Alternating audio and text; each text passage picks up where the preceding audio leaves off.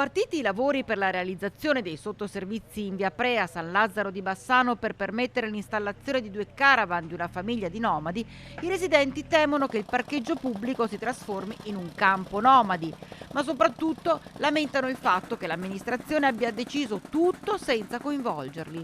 Nessuno sapeva nulla, è stato comunicato al Consiglio di quartiere che era stata presa questa decisione e null'altro, non è stata attivata nessun tipo di discussione con la popolazione, con il Consiglio stesso.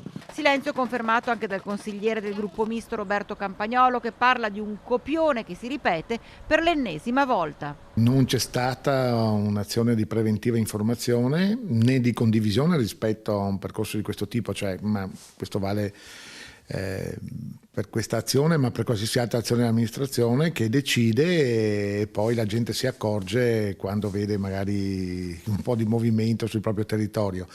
Nella fattispecie, tra l'altro, qui evidenzio che ero stato personalmente contattato dal presidente di quartiere a suo tempo, che aveva sentito queste voci.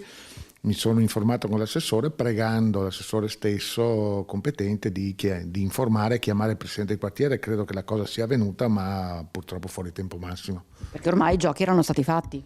Sì, credo che l'assessore abbia chiamato dopo che il sottoscritto gli ha detto almeno mettiti in contatto col quartiere per discutere con loro, però quando avevano già deciso cosa fare, quindi abbia chiamato soltanto per dire abbiamo deciso di fare questo.